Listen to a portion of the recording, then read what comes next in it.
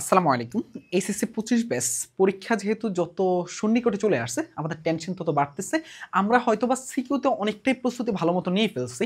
Physics, chemistry, math, biology কম বেশি নিয়ে ফেলছি। বায়োলজির জন্য তোমাদের একটা ওয়ান শট সিকিউ আর একটা রেকর্ড হচ্ছে। বায়োলজির সেকেন্ড পেপারটা ওইটা কভার করে দিব। তারপরে আমরা বায়োলজির এমসিকিউ নিয়ে কিছু একটা ভাবতেছি। এবং এইটার পাশাপাশি তোমাদেরকে একটা জিনিস আমি বলে রাখি যে, আমরা ইনশাআল্লাহ কেমিস্ট্রির মধ্যে আমাদের যেই 2টা-3টে চ্যাপ্টার বাকি আছে ওয়ান শট ক্লাসগুলো, সেগুলো আমরা আপলোড দিয়ে দিচ্ছি ইনশাআল্লাহ। কালকে আমরা হয়তোবা তড়িৎ রসায়নটা পেয়ে যাবে।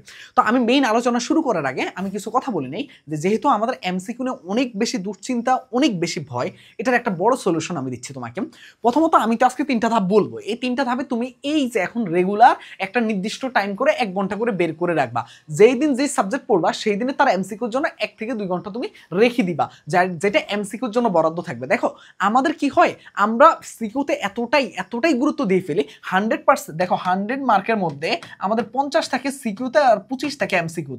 প্রায় 25% মার্ক, যেটা এমসিকিউর অর্ধেক মানে 50% মার্ক, যেটাকে আমরা গুরুত্বই দিই না। যেখানে আমরা যদি গুরুত্ব দেই, 25-এ যদি আমরা 20+ মার্ক তুলতে পারি, এটা যে আমাকে কতটা এগিয়ে রাখবে তোমার কোনো চিন্তার বাইরে। কিন্তু আমরা এই জিনিসটাকে গুরুত্ব দিতে চাই না। আমরা সিকিউতে যত বেশি গুরুত্ব দেই, তার 10 ভাগের 1 ভাগও আমরা এমসিকিউতে গুরুত্ব দিতে চাই না।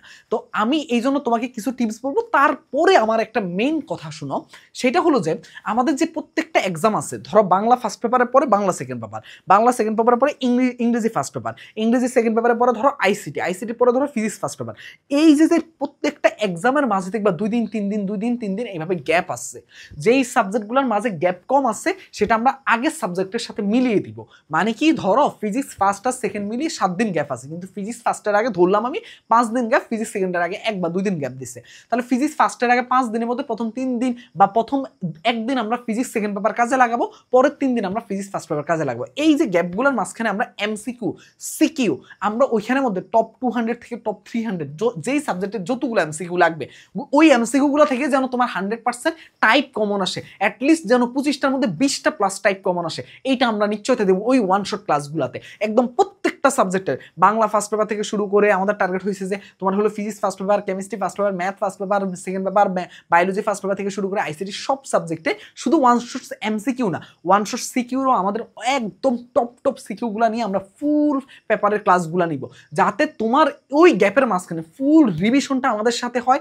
সিকিউ, এমসিকিউ, সাজেশন ক্লাস, সকল কিছু আমরা ওইখানে কমপ্লিট করাবো। তো কিন্তু এখন আমাকে কয়েকটা ধাপ মেনটেন করে আমাকে এই কাজটা শুরু করা লাগবে, ঠিক আছে? তো চলো আমরা শুরু করি। আমাদের প্রথমত এখানে দেখো ধাপ 1 দিছে আমি, ধাপ 2 দিছি আর ধাপ 3 দিছি। ধাপ 1-এ আমি বলছি যে টপ এমসিকিউ রুলস। এটা আসলে কি বোঝাচ্ছে? টপ এমসিকিউ রুলস বলতে গেলে বোঝাচ্ছে যে ধরো একটা চ্যাপ্টার তুমি নিলা, তোমার ধরো আজকে টার্গেট হলো ফিজিক্সে তুমি 2টা বা 3টা চ্যাপ্টার শেষ করবা। তো ফিজিক্সের যে 2টা বা 3টা চ্যাপ্টার তুমি শেষ করতেছো, ওই 2টা-3টা চ্যাপ্টার তোমার নিয়ম অনুযায়ী তুমি সিকিউ শেষ করলা, তুমি পড়লা, টপ 5 সিকিউ সলভ করলা, সবই হলো, ঠিক আছে। কিন্তু এমসিকিউতে গিয়ে দেখলা যে আল্লাহ একসাথে 200-300 এমসিকিউ, কিন্তু তোমার হাতে তো এত সময় নাই ভাইয়া। তাহলে তুমি কি করবা?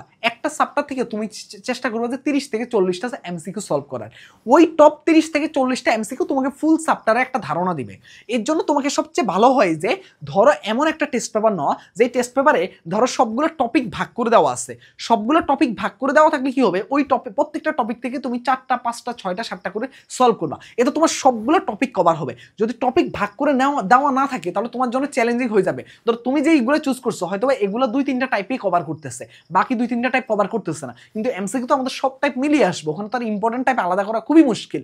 তার জন্য আমি বলবো যে তোমাকে এমন 30-40টা এমসিকিউ তোমাকে সিলেক্ট করা লাগবে, এবং এগুলো তো আমরা পরীক্ষার মাঝের গ্যাপ দিয়ে সবগুলো চ্যাপ্টার থেকে এমন টপ এমসিকিউ গুলোতে করাবই। কিন্তু তুমি যদি এক ধাপ এগিয়ে থাকতে চাও, তাহলে এখন রেগুলার এরকম 30-40টা করে এমসিকিউ প্রত্যেক চ্যাপ্টার থেকে তোমাকে সলভ করা লাগবে, যেটা ফুল চ্যাপ্টারকে রিপ্রেজেন্ট করবে। এই জিনিসটা হলো আমাদের মাস্ট জরুরি। এটা হলো ধাপ 1।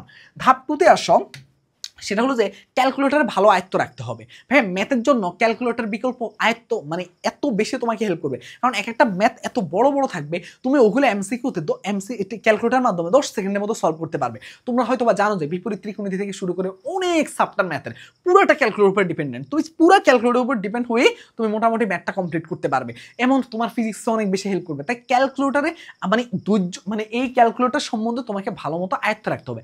এখন ক্যালকুলেটর অনেক ক্লাস আছে, তুমি যদি যেই কোনো অনলাইন থেকে যে কোনো ক্যালকুলেটারের মানে টিক্স যে ক্লাসগুলো আছে এরকম একটা ক্লাস দেখে তুমি ক্যালকুলেটার সম্বন্ধে ভালো একটা আয়ত্ত নিয়ে আসতে হবে। তাহলে কি হবে, তাহলে তোমার একটা ভালো একটা তোমার এমন হবে যে না আমার দ্বারা আসলে সম্ভব, আমি চাইলে আসলে ক্যালকুলেটারের মাধ্যমে আমি ম্যাক্সিমাম এমসিকিউ সলভ করতে পারবো, যেটা আমার টাইমকে কি করবে, কিল করবে না। তার মানে টাইম যদি আমার বেঁচে যায় তাহলে কিন্তু আমি কিন্তু যেইগুলো এমসিকিউ ক্যালকুলেটার দিয়ে হবে না সেগুলো আমি খুব আরামায়েশের মাধ্যমে লিখে লিখে করতে পারবো। এই জিনিসটা হলো আমাদের সেকেন্ড স্টেপ। এখন থার্ড স্টেপটা হলো যে প্র্যাকটিসটা হতে হবে টাইম ম্যানেজমেন্ট করে। এখন প্র্যাকটিসটা কেন টাইম ম্যানেজমেন্ট করে হতে হবে এটা একটু তোমাদেরকে আমি বলি। এটার মেইন উদ্দেশ্য হলো যে তুমি ধরো প্র্যাকটিস করবা ভাইয়া, তুমি ধরো প্র্যাকটিস করতেছো, এখন প্র্যাকটিস করতেছো তুমি এলোমেলো করে কেমন, তুমি ধরো একটা সাবটা নিলাম 10টা প্র্যাকটিস করে পরের সাবটায় চলে গেলা, কিন্তু তুমি জানো না যে তোমার কত টাইম খাচ্ছে বা এখানে কত টাইম ব্যয় হচ্ছে। তুমি যদি ধরো একটা সাবটা নিলা সেটা 30টা প্রথমে নিজে প্র্যাকটিস করলা আর 20টা পরবর্তীতে 25টা তুমি করলা, টাইম ধরে করবা। তো তুমি কি করবা, তোমার পরীক্ষা যেহেতু 30 মিনিট থাকবে তুমি এটাকে 5 মিনিট কমাই নিবা, মানে 25 মিনিট নিবা, কারণ বাসার মধ্যে এনভায়রনমেন্ট আর এক্সাম হলের এনভায়রনমেন্ট সম্পূর্ণ আলাদা।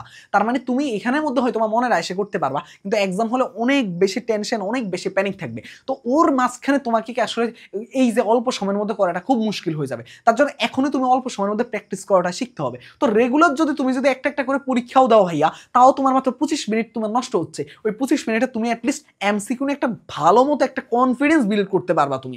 এই জিনিসটা এখন তোমার জন্য খুব জরুরি।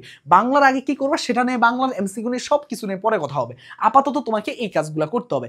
এই কাজগুলোর বিকল্প তোমাকে কিচ্ছু না ভাইয়া, তোমাকে এই কাজগুলো মাস্ট মাস্ট মাস্ট করা জরুরি। ঠিক আছে, তার মানে কি আমরা এই 3টে স্টেপ, এখন কি এই 3টে স্টেপে কি শেষ না ভাইয়া? আসো চতুর্থ স্টেপে আসি। আমরা ফোর্থ স্টেপে যেটা করব সেটা হলো কি, আমরা কি করব, আমরা হলো যে ফিজিক্স এবং ম্যাথের সূত্রগুলো ভালো মতো আয়ত্তে নিয়ে আসতে হবে।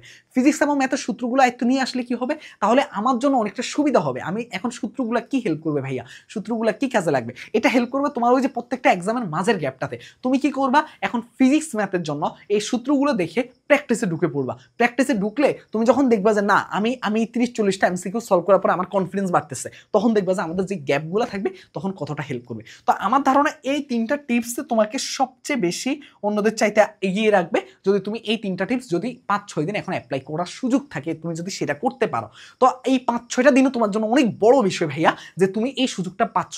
তো এটা ভালো মতো অ্যাপ্লাই করো, আশা করি যে তোমরা এমসিকিউতে ভালো করবে। আর বললাম তো টেনশন করার কোনো কারণ নাই ভাইয়া, প্রত্যেকটা এক্সামের গ্যাপে ইনশাল্লাহ এমসিকিউ সিকিউ সব কিছুর দায়িত্ব আমরা নিচ্ছি, যেহেতু ইনশাল্লাহ যত কিছু হোক, যতটুকু সম্ভব হোক আমরা পারবো, আমরা করবো তোমাদেরকে ইনশাল্লাহ। তো এটা করলে কি হবে, তোমার অ্যাটলিস্ট তুমি পরীক্ষার হলে টপ জিনিসগুলো করে তুমি এখান থেকে ম্যাক্সিমাম, আমি বলবো যে ম্যাক্সিমাম টাইপ কমন পেয়ে তারপর তুমি তখন তোমার পরীক্ষা হলে গিয়ে কতটা সহজ হবে তোমার জার্নিটা।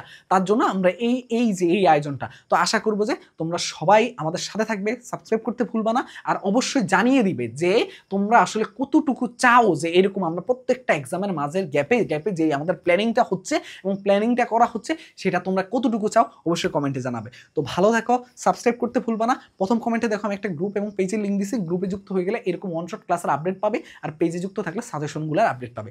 আল্লাহ হাফেজ, আসসালামু আলাইকুম।